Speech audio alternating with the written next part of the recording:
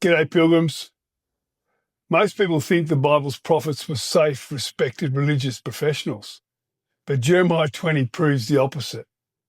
In verse 2, then Pashur struck Jeremiah the prophet and put him in the stocks that were in the high gate of Benjamin, which was by the house of the Lord. This is not a metaphor. This is public punishment, pain, shame, and a message. Shut up or else. And here's the part that's hard for anyone who's ever tried to speak honestly.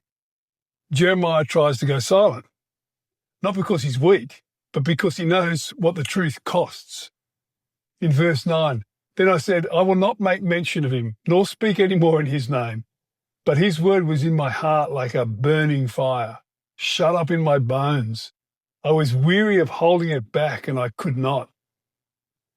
This line is the anatomy of conviction. When something is true, it doesn't politely wait for a convenient moment. It burns, it pressures, it refuses to stay private.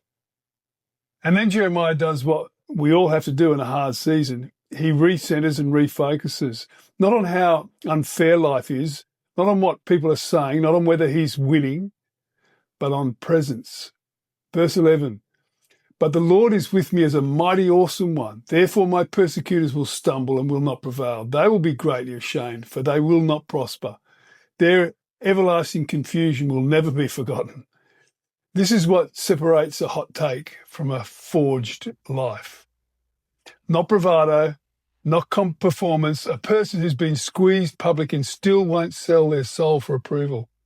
And when the pressure finally breaks, Jeremiah doesn't just exhale, he sings. Verse 13, sing to the Lord, praise the Lord, for he has delivered the life of the poor from the hand of evildoers. This is not church language to me.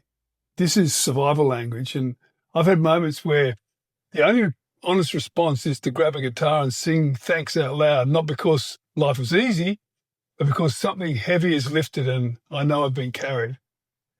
Even if we're skeptics or outright pagans, we can still respect this. Jeremiah isn't selling a vibe.